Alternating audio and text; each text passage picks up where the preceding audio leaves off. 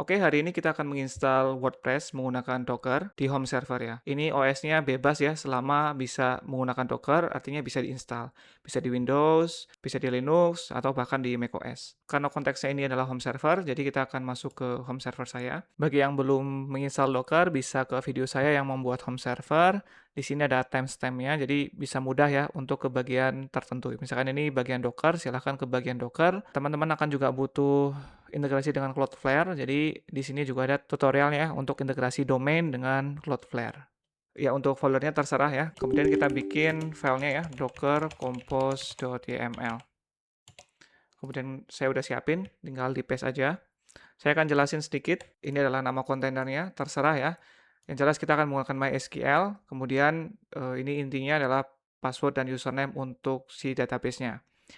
Dan yang terpenting adalah harus di-share dalam satu network yang sama. Ini networknya namanya WP_network. Namanya lagi-lagi terserah ya. Ini volume artinya tempat disimpannya database ya, seperti ini. Ini ada argumen ya. Kita akan menggunakan nama SQL native password. Oke, kemudian WordPress-nya sendiri, kita akan pakai image WordPress yang terbaru. Kemudian akan running tergantung dari database-nya dulu. Portnya di 8080.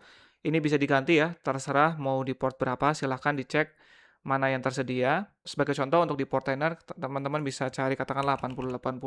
Di 8080 saya punya bento PDF, tapi ini adalah di kontainernya ya, bukan di hostnya, jadi nggak masalah. Jadi tinggal disesuaikan aja ya, ini portnya. Terus ini environment-nya adalah untuk connect ke database. Kemudian volume-nya untuk nyimpan datanya ada di wp_data, namanya terserah. Network-nya sama ya, harus satu jaringan ya. Kemudian ini opsional sih sebetulnya phpMyAdmin untuk lebih mudah ya mengakses database-nya ya. Karena yang populer di Indonesia ya phpMyAdmin ya. Saya komen ya yang ini karena biar nggak langsung login, jadi harus nginputin passwordnya. Ini kalau misalkan di uncomment, dia akan langsung kebuka ya, jadi nggak tanpa login. Jadi setiap buka phpMyAdmin perlu login dulu. Oke, ini nggak ada yang istimewa ya. Ini sama ya, tergantung dari kontainer database-nya atau MySQL, jadi harus saling dulu. Network-nya juga harus sama. Oke, kemudian di save ya, Ctrl X, Y, dan save. Kemudian tinggal di running aja, docker compose upmin d. Oke, ini karena belum punya ya image-nya, maka akan download dulu. Kalau sudah ada image-nya, maka ya udah tinggal pakai image yang sudah ada. Ini kebetulan saya belum ada. Oke, ini untuk port 8081 di kasus saya sudah digunakan. Saya akan cek di Portainer mana yang sudah digunakan 8081. Oke, ini adalah aplikasi saya sendiri, jadi saya akan ganti ya. Kalau misalkan terjadi seperti ini, gampang tinggal docker compose down dulu, docker compose down. Kemudian kita edit lagi docker compose-nya. Tadi port 8081 ya, sudah dipakai, saya ganti port 8082.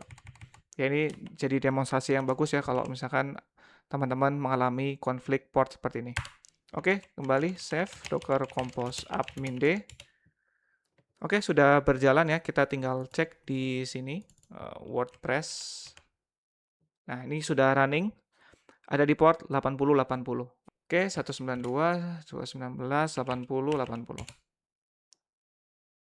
Dan ini sudah running ya, tinggal diatur, misalkan saya mau bahasa Inggris saja.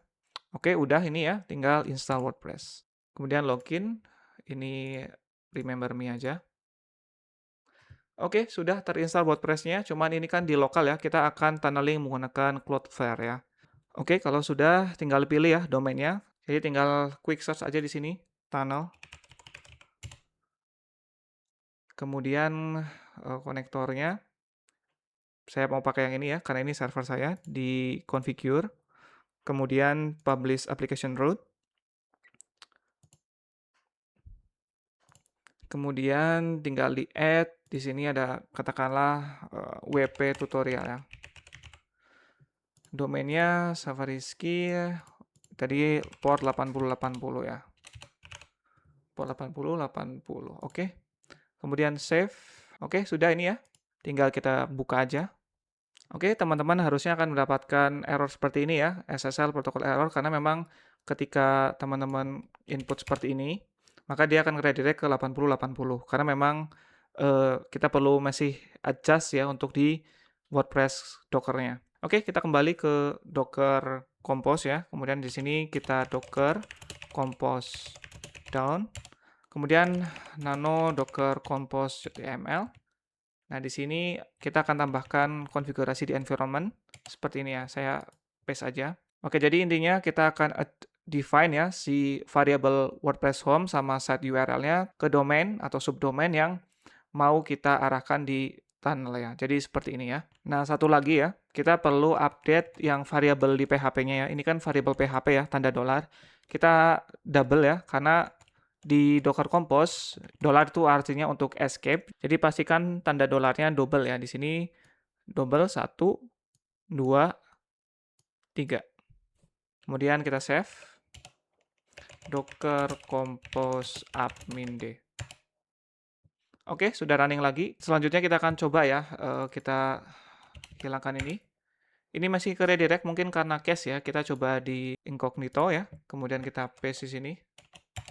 Ya, sudah berhasil ya. Jadi yang di sini masih nge-cache, kita biarin aja dulu. Kita lanjut di incognito. Ini sudah oke ya. Kita coba login ya. Oke, saya akan login.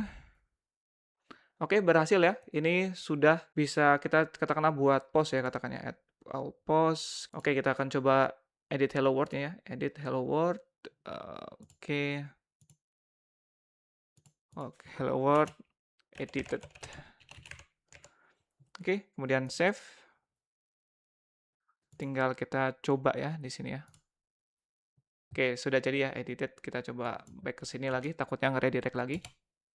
Oke, sudah aman ya. Mungkin akan ada yang bertanya kenapa harus pakai Docker, kenapa nggak langsung? Karena biar nggak saling bersinggungan ya environment-nya. Kita bisa lihat di sini ya, WordPress itu pakai PHP ya, kemudian pakai MySQL juga. Dan ini MySQL versi 8 ya. Dan ini kebetulan PHP MyAdmin-nya versi yang terbaru. Nah, katakanlah saya punya project lain ya. Project lain misalkan ini ya. Ini project saya sendiri. Ini kan juga pakai PHP MyAdmin, kemudian pakai MySQL. Nah, itu kan bisa versinya beda ya. Bisa 8.1, bisa 8.5, dan sebagainya. Kalau misalkan nggak di Docker, itu kan kita harus nginstal langsung ya di level OS-nya, dan itu bisa konflik dengan project yang lain. Nah, Docker itu artinya membuat setiap aplikasi ya, itu independen secara dependensi ya. Ini adalah namanya dependensi ini, kayak PHP MyAdmin, Redis, MySQL, Melissearch, itu dependensi. Nah, ketika ada aplikasi yang sama, misalkan contoh tadi WordPress, kan sama-sama membutuhkan PHP MyAdmin dan database. Dan mungkin kan butuh yang versi spesifik ya. Jadi tetap bisa berjalan tanpa harus bersinggungan satu sama lain. Kira-kira seperti itu, memang cukup singkat. Sampai jumpa di video mendatang.